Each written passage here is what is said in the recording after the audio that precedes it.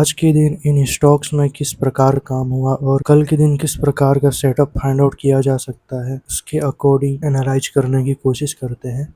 तो सबसे पहले साइमंस के चार्ट को देख लेते हैं। तो साइमंस में यहाँ पर आज के दिन क्लोजिंग के टाइम में ये आसपास से एक शार्प बाइंग साइड का मोमेंटम देखने को मिला। तो ऐसे में यहाँ पर कोई अच्छा ट्रेडर बाय करके बैठा हो सकता है। अब ये आसपास दूसरे लोग सेलिंग करते रहते हैं, ऐसे में यहाँ पर कोई अच्छा ट्रेडर बाय किया हो सकता है।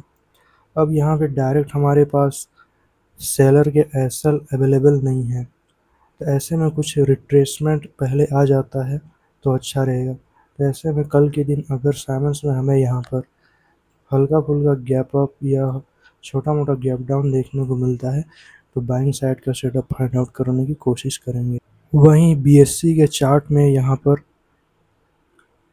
राउंड नंबर के ब्रेकडाउन के बाद यहाँ पर रिटेल में तो सेलिंग होती रहती है और ऑपरेटर में भी बाय करके गया हो सकता है। लास्ट में जिस प्रकार का शार्प मोमेंटम आया है, इसे देखकर ऐसा कहा जा सकता है।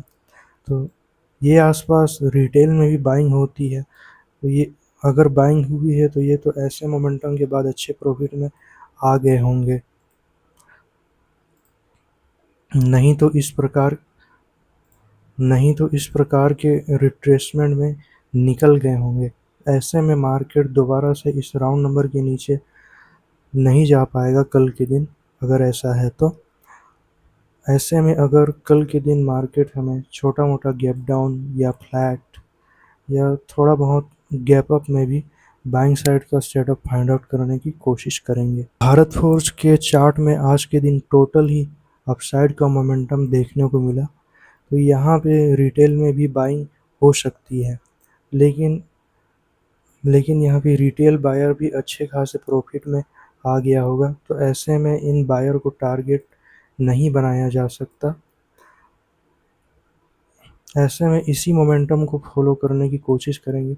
मार्केट यहाँ पर ऑल टाइम हाई के आसपास भी ट्रेड कर रहा है, तो ऐसे में चार्ट रिपीटिंग की साइकोलॉजी काम नहीं कर पाएगी।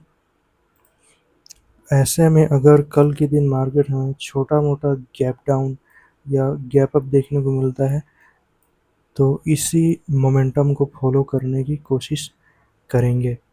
हाँ, लेकिन यहाँ पे फ्लैट में अभी के लिए कोई प्लान नहीं बनाया जा सकता। तो यहाँ पर कोफोर्स के चार्ट में आज के दिन दोनों ही प्रकार के मोमेंटम देखने को मिले।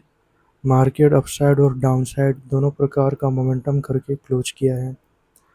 अब अब यहाँ पर गैप अप और इस राउंड नंबर के ब्रेकआउट के बाद रिटेल काम करते हैं, तो उन्हें यहाँ पर एक रिजेक्शन दे करके मार्केट निकालता है। देन दोबारा से मार्केट ऊपर जाने की कोशिश करता है, तो दोबारा से ये आसपास रिटेल में बाइंग होने लगती है। तो रिटेल यहाँ पर इस प्रकार से काम करते हैं कि ब्रेकआउट हुआ, यहाँ से ऐसा बड़ा मोमेंटम आ जाएगा, यहाँ से इस प्रकार का मोमेंटम आ जाएगा, समझ करके ये आसपास रिटेल में बाइंग होते रहती है। तो मार्केट उन्हें भी क्लोजिंग के टाइम पे तेज़ी का मोमेंटम करके निकाल चुका है। अब यहाँ पर इस तेज़ी के मोमेंटम के बाद मार्केट कुछ देर ट्रेड करके क्लोज किया है, तो यहाँ पे सेलर के एसएल ये अवेलेबल हो सकते हैं। कल के दिन अगर मार्केट हमें छोटा मोटा मतलब फ्लैट टू गैप अप देखने को मिलता है, तो इन सेलर को टारगेट करने की कोशिश करेंगे। या